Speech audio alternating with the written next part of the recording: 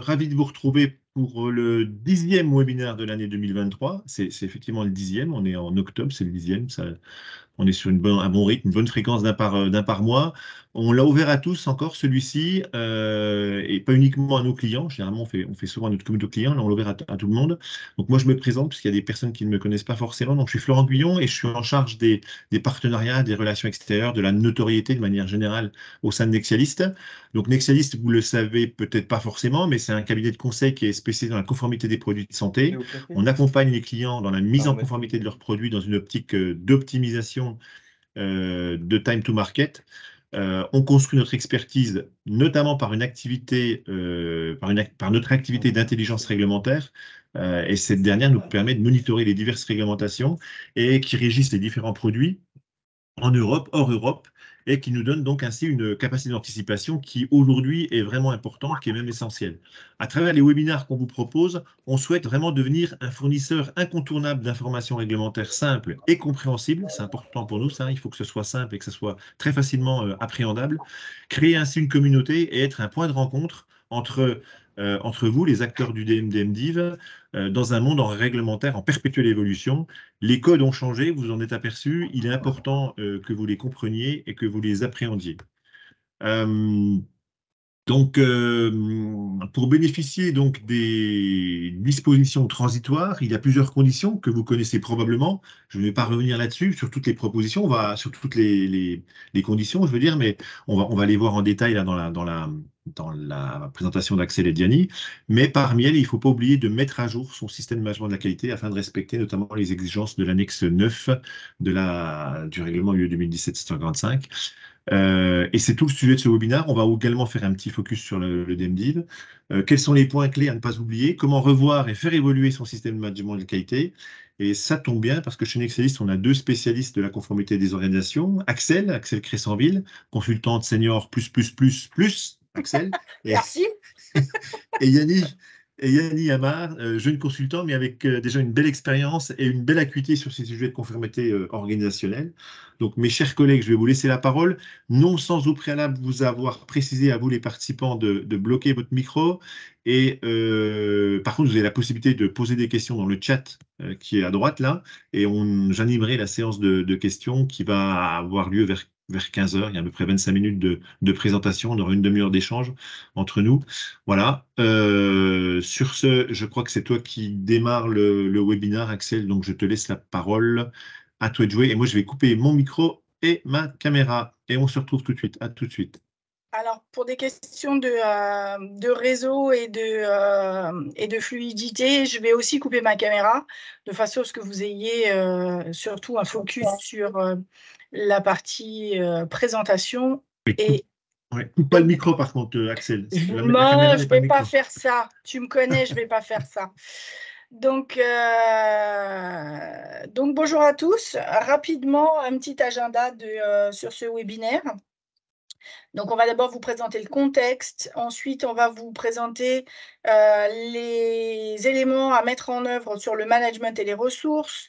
Ensuite, on verra la gestion du changement et la conception, une partie documentaire, une partie PMS, UDI et vigilance, et sans oublier la partie analyse de risque et évaluation clinique, avant de faire une petite conclusion et d'ouvrir à vos questions. Donc, très rapidement, le contexte. Pour fixer les idées, on va commencer par un schéma simple. Vous vous rappelez que le règlement il est entré en vigueur le 25 mai 2017, qu'une période de transition a été prévue à l'article 120. On parle des dispositions transitoires et qu'initialement, ça devait prendre fin au 26 mai 2026. Alors, malgré, on va dire, des progrès considérables sur les dernières années, la capacité globale des ON reste concrètement insuffisante de façon à ce qu'ils soient en capacité de mener à bien leurs tâches. Et il y a beaucoup de fabricants qui ne sont pas suffisamment préparés pour répondre aux exigences qui ont été renforcées par le règlement d'ici la fin de la période de transition. Donc, cette situation, elle pourrait amener à des menaces au niveau de disponibilité des DM sur le marché de l'Union européenne après l'expiration des certificats qui sont délivrés en vertu de la directive.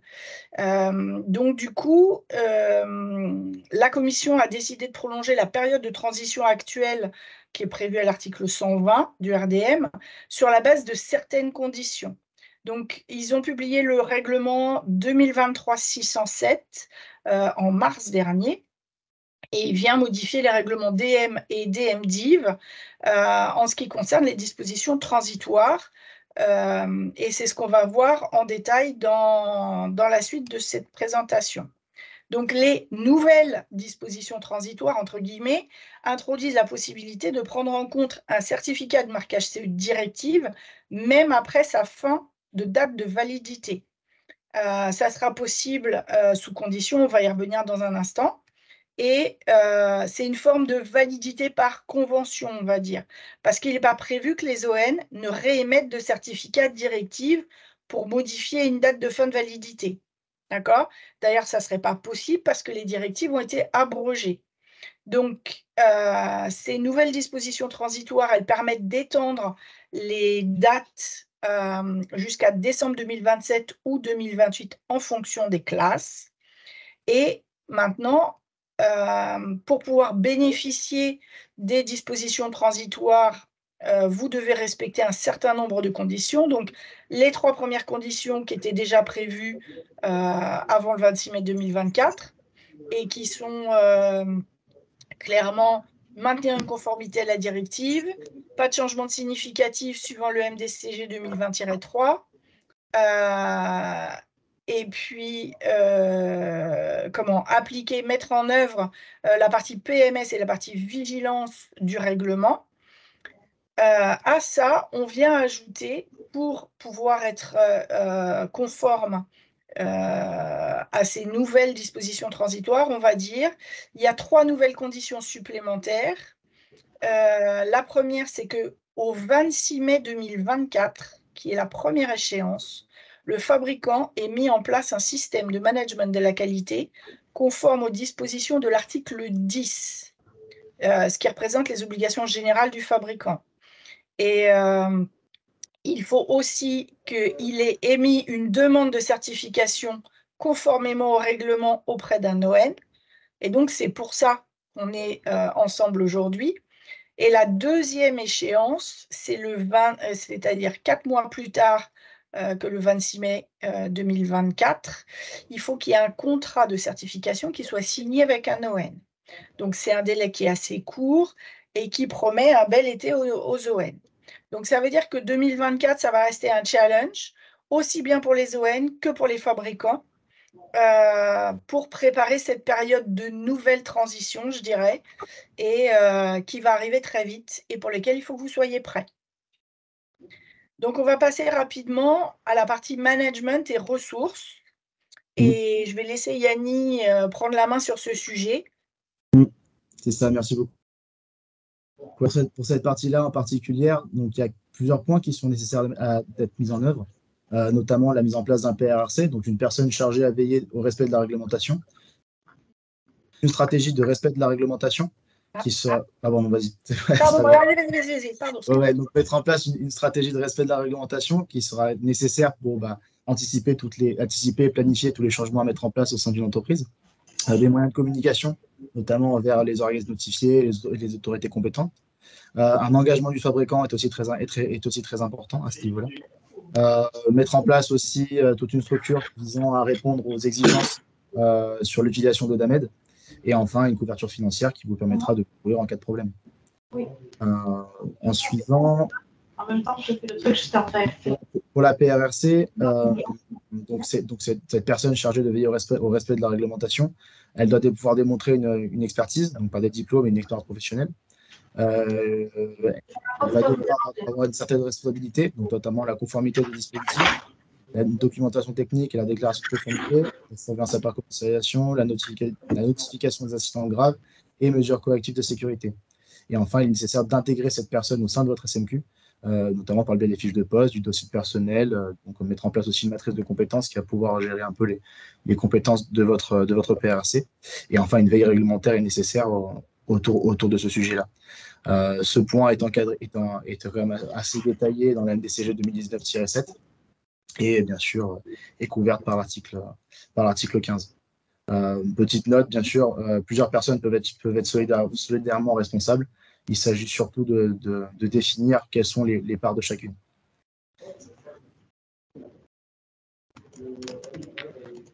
Ensuite, il est nécessaire d'anticiper les demandes requises pour Eudamed, donc par le biais des 6 modules, sachant que ces 6 modules, vous n'êtes pas tout le temps acteurs de chacun de ces modules. Ceux qui vont surtout impacter les fabricants, ça va être la partie opérateur économique, la partie UID, enregistrement de dispositif, la partie vigilance SAC, la partie surveillance de marché, elle sera un peu plus en lien avec les autorités compétentes et les États membres. On a une partie aussi ON et certification les acteurs sont les organismes notifiés, les autorités responsables des organismes notifiés et la communauté européenne. Et enfin, les investigations cliniques. Les acteurs sont principalement les promoteurs et les fabricants peuvent être promoteurs de leurs investigations cliniques. Ces points-là sont encadrés aussi par des guides MDCG, notamment 2019-4 ou 5. Au sein de votre SMQ, il est nécessaire de mettre en place une procédure qui va venir encadrer tout ça. Et bien sûr, de prendre le point Eudamed dans votre veille, notamment en veillant les guides utilisateurs Eudamed, les publications au joug, notamment de nouvelles dispositions et les mises à jour des guides MDCG.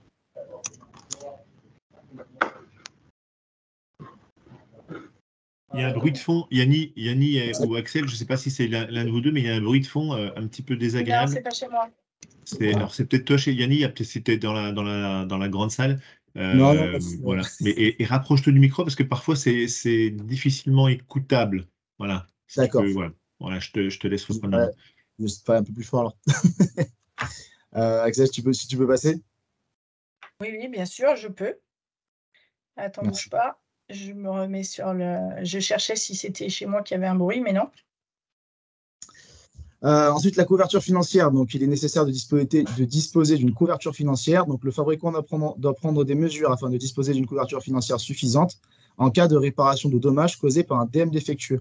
Les mesures en question au type de dispositif et à la taille de l'entreprise. Alors, il n'y a pas comment dire, sur cette partie-là, les moyens de le mettre en place ne sont pas spécifiquement détaillés. Il convient aux fabricants de trouver les moyens pour répondre à cette couverture financière. Ça peut être par des fonds propres ou par une assurance, même si certains États pourraient imposer une obligation d'assurance. Ensuite, pour ce qui est de l'engagement de la direction, c'est surtout un engagement auprès d'un organisme notifié. Donc, introduire une demande d'évaluation auprès d'un OL. Le fabricant doit formaliser des engagements lors de soumission d'une demande d'évaluation de son organisation auprès d'un ON. Engagement qu'aucune demande similaire n'a été introduite auprès d'un ON. Projet de déclaration de conformité présentant une attestation de respect de l'ensemble des règlements applicables. Et il doit aussi fournir une ou plusieurs procédures pour respecter le règlement et un engagement du fabricant attestant leur respect. Bien sûr, tout ceci doit être engagé par une procédure d'engagement de direction auprès d'un ON et par plusieurs modèles. Cette partie peut tout de même être adressée comme une procédure en tant que telle, mais aussi être encadrée par une procédure comme, par exemple, une procédure de communication ou être encadrée par une procédure de stratégie de respect de la réglementation.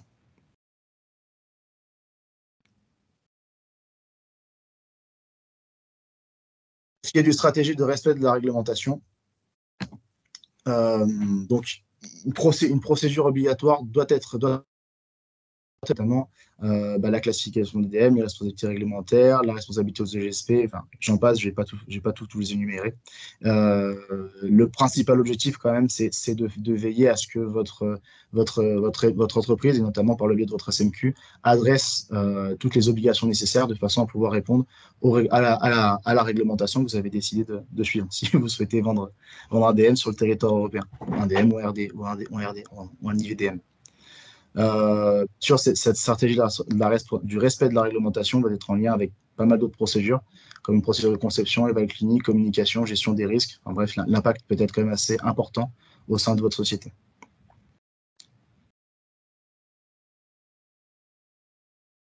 qui est de la communication, cette fois-ci, le SMQ doit au moins adresser les aspects suivants. Donc la gestion de la communication avec les autorités compétentes et les organismes notifiés ou autres opérateurs économiques, les clients ou autres parties prenantes. Bien sûr, il est attendu de trouver dans une plusieurs procédures ou instructions les méthodes et les protocoles permettant une communication efficace avec les autorités compétentes, les organismes notifiés, les opérateurs économiques et les utilisateurs. À savoir qu'on doit communiquer quand il faut le faire, à savoir qu'on doit communiquer quand faut-il le faire et par quels moyens. Certains guides peuvent vous aider aussi à mettre en place ces moyens-là, notamment le guide MDCG 2020-3, NBOC BPG 2014-3, MDCG 2021-1.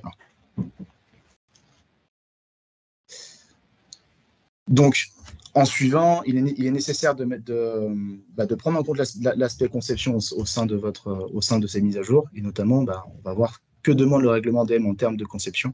Il y a 2 articles qui en parlent notamment dans le règlement RDM 2017-745, notamment l'article 10, donc les obligations générales des fabricants, ou en partie 9G, la réalisation du produit, y compris la planification, la conception, l'élaboration, la production et les fournitures de services. Et on retrouve aussi ce mot conception dans l'article 83 en 3B, actualiser les informations sur la conception, la fabrication, la notice d'utilisation et l'étiquetage. Donc il est nécessaire d'intégrer la conception au sein du système de management de la qualité de l'entreprise, et les informations sur la conception sont à maintenir tout au long de la vie du produit.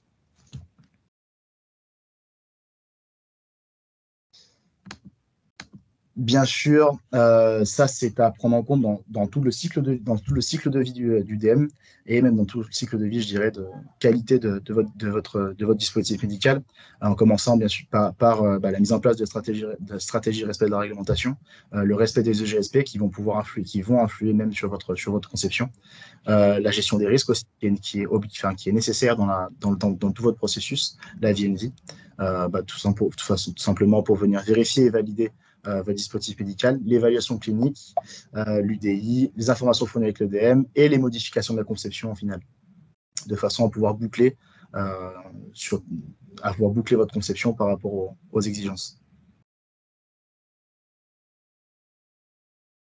La gestion du changement est aussi un point très important. Ce sont des dispositions qui sont intégrées dans votre SMQ. Il est nécessaire, lorsque vous voulez réaliser n'importe quel changement, de déterminer la source. Donc, si c'est une évaluation réglementaire, une réclamation, une nouveauté R&D, une NC d'audit, une évaluation du marché, bref, d'où provient votre demande de changement. Au niveau du changement envisagé, à savoir déjà tout simplement si c'est réellement un changement de produit ou si c'est simplement un changement documentaire. L'analyse d'impact. C'est très nécessaire de prendre du temps et de mettre en place un groupe de travail impliquant divers départements de façon à pouvoir analyser de façon la plus exhaustive possible tous les impacts possibles, aussi bien sur votre produit que sur la documentation et le SMQ. Une fois qu'on a déterminé les impacts, il est nécessaire de planifier les actions, donc définir un plan d'action avec les pilotes, les dates, la réalisation. La mise en œuvre, donc, ça va être simplement la réalisation de votre plan d'action par une modification de conception, industrialisation, fabrication ou des modifications documentaires qui les accompagnent. Et enfin, une vérification, validation de vos changements. Donc, il est nécessaire à ce moment-là quand même de revoir la gestion des risques et les réponses aux EGSP et de vérifier que les données d'entrée sont respectées. Et enfin, il faut approuver votre changement. En vérifiant que l'ensemble de la DTA a été mise à jour, vérifier que les documents de production et de contrôle ont été mis à jour, formaliser la date de mise en application de la modification et informer l'ON en cas de modification substantielle ou significative. Et très important aussi, n'hésitez pas à clôturer votre changement avant de lancer votre fabrication, votre DM en fabrication. On va passer maintenant à la partie documentaire. Donc, on va voir un certain nombre de points relatifs à la DT, aux EGSP, aux normes, au RSCP, à l'étiquetage, la notice, les cartes d'implant, les durées d'archivage et la déclaration UE de conformité. Donc, il y a énormément de ces éléments qui vont être présents dans la documentation technique, mais il faut quand même faire le lien avec le système de management et ce qu'il faut mettre en place dans votre système de management pour être conforme à l'article 10. Donc, au niveau de l'organisation de la documentation technique, on vous a représenté ce qui était présenté dans dans le règlement. Maintenant, votre système de management doit aussi, au moins, à minima, adresser les aspects suivants, c'est-à-dire définir à quelle fréquence vont être effectuées les mises à jour, quelles parties vont être mises à jour, comment est-ce que ça va se faire, est-ce qu'on va utiliser des templates, comment est-ce qu'on va codifier les documents qu'on va produire, qui vont être les personnes qui vont être en charge de la rédaction, la relecture et la validation des éléments avant de les intégrer, parce qu'en fait, comme vous le savez, c'est une équipe pluridisciplinaire qui va être impactée par la mise à jour de cette DT. Vous allez faire probablement appel à des experts pour les parties techniques, en biocomp, en éval clinique, en tout ça. Et donc, comme c'est un travail d'équipe, il faut savoir qui fait quoi et à quel moment. Une fois que vous aurez fait un changement sur une partie de votre DT, il faut faire une revue de cohérence entre les différentes informations qui se trouvent dans les différentes parties. Et donc, tout ça, ça doit être processé et procéduré, de préférence, dans votre système de management de la qualité. De même, si vous disposez d'un mandataire, il faut que la documentation technique soit mise à disposition de ce mandataire. Mais comme j'imagine qu'aujourd'hui, il n'y a que des fabricants français, avec un peu de chance, vous n'avez pas besoin de mandataire puisque vous êtes dans l'Europe. Au niveau de la durée d'archivage, on a un allongement de la durée de conservation. Sous la directive, on était à 5 ans pour les DM, 15 ans pour les implantables. Et c'était défini après la fabrication du dernier dispositif, alors que maintenant, c'est 10 ans à tenir à disposition des autorités compétentes pendant 10 ans pour les dispositifs ou pour les dispositifs de diagnostic in vitro et 15 ans pour les implantables. Mais on est sur une date qui commence à partir de la mise sur le marché du dernier dispositif, ce qui est sensiblement différent de ce qui était fait précédemment. Attention, il y a un warning important sur le fait que les documents doivent rester disponibles même en cas de cessation d'activité et de faillite. Ça veut dire que même si votre boîte ne va pas très bien, eh ben, ces dispositions restent applicables même le jour où vous avez mis la clé sous la porte. Donc il faut s'en prémunir dès maintenant. Ça veut dire aussi qu'au niveau de vos procédures documentaires, il faut faire attention à tout ce qui est, bien sûr, archivage, mais aussi les sauvegardes. C'est un point important de ces conservations des documents. On a une grande nouveauté au niveau des EGSP qui sont passés des exigences essentielles donc aux EGSP qui sont passés de 13 à 23. Mais que j'imagine vous connaissez tous. Donc, dans votre SMQ, il faut vous assurer que vous disposez d'un template et que ce template, il est complété dès le démarrage de la conception, autant que possible, parce que sinon, vous allez avoir du mal à arriver au bout de ces 189 exigences. Au niveau des informations qui sont fournies par le fabricant, elles sont nombreuses et variées, que ce soit les étiquettes, les notices, tous les documents nécessaires pour la maintenance, pour l'utilisation, les brochures commerciales, le résumé des caractéristiques cliniques, la carte d'implant livret patient. Vous avez un certain nombre d'éléments à mettre, à prévoir en plus que précédemment avec la directive. Et donc, dans votre SMQ, sur ce sujet, vous devez gérer la création, les formats, toutes les informations réglementaires nécessaires, comment vous vous assurez que l'information elle est disponible auprès de la personne pertinente, que si ça doit aller jusqu'au patient, comment est-ce que vous vous assurez que le livret patient il arrive bien jusque-là. Vous devez prévoir une revue périodique, assurer la gestion des modifications et voir si vous avez besoin de notifier aux autorités compétentes ou à l'ON à chaque fois que vous faites une modification sur le sujet, en fonction de la classe de vos DM, bien évidemment.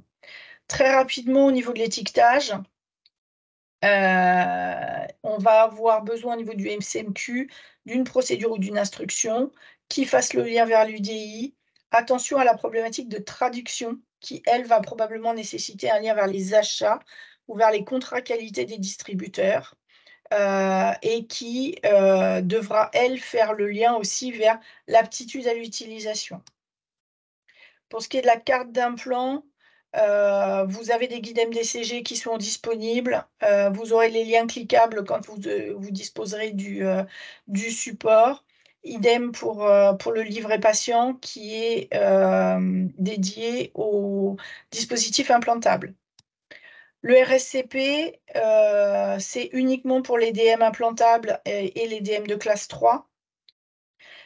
Il faut une procédure, un formulaire, la mention sur la notice ou sur l'étiquetage de l'endroit où le RSCP est disponible et vérifier la compréhensibilité de la partie destinée au patient par un profane.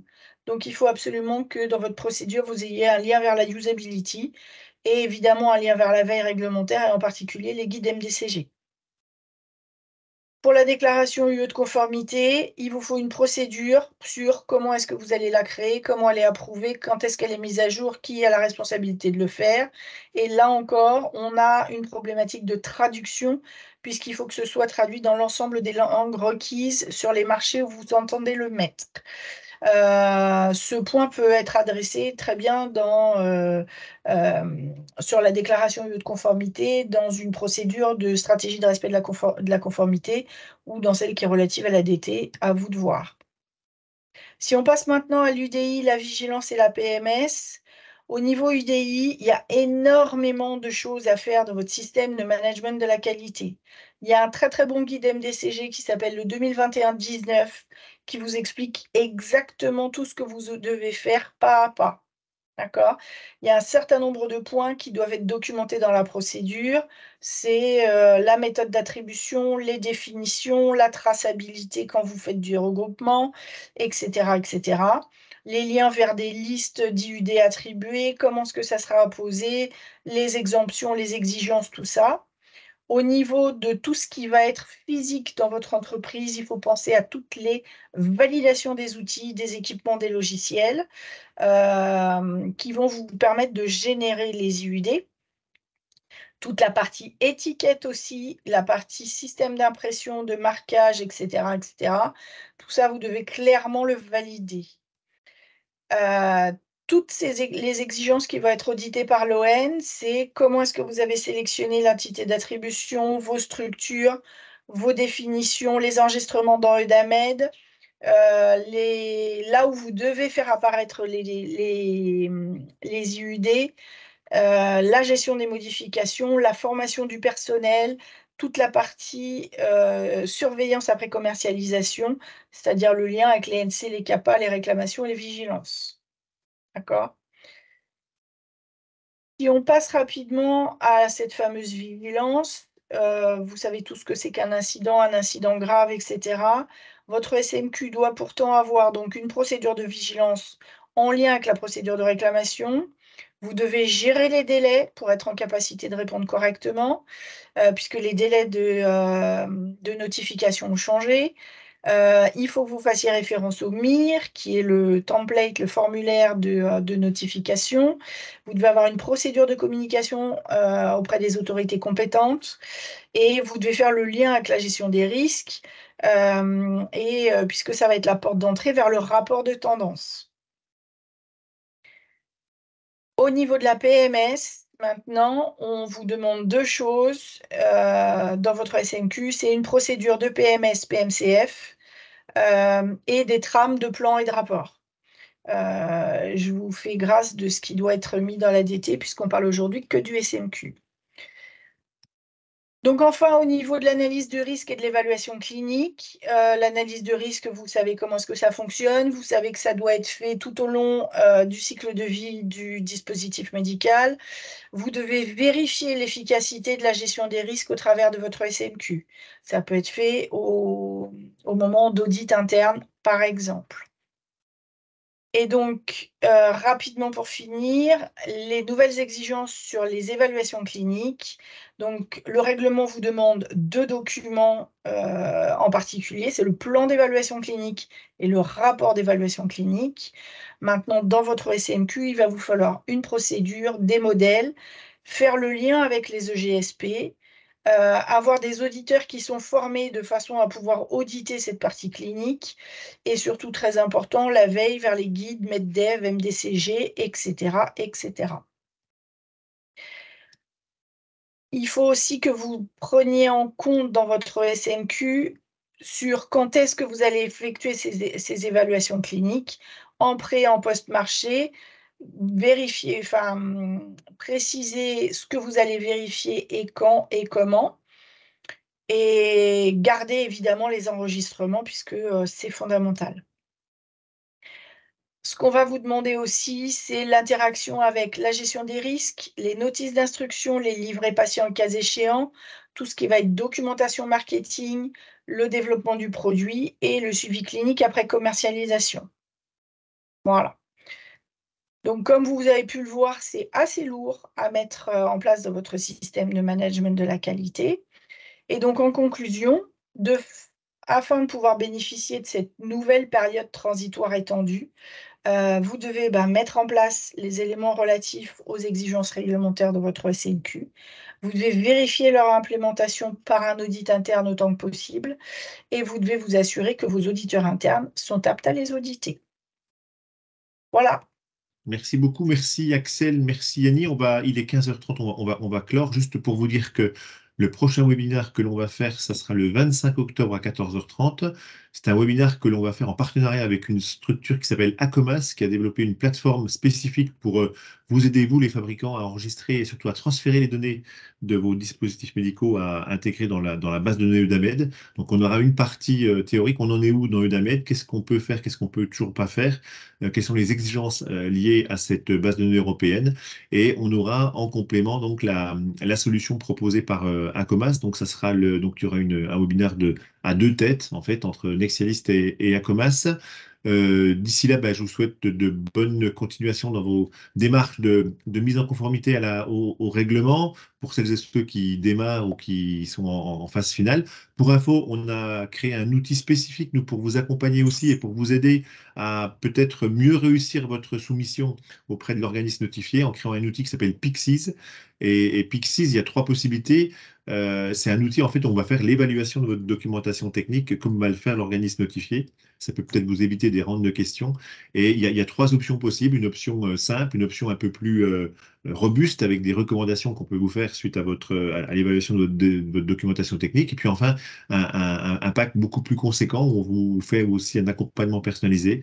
Donc n'hésitez pas à revenir vers moi ou revenir vers l'équipe commerciale de Nexialist si ça vous intéresse. Voilà, en tout cas, c'est l'objectif, c'est de vous faire gagner du temps et de faire gagner du temps aussi aux organismes notifiés parce qu'on sait que moins il y a de rounds de questions, mieux c'est pour tout le monde.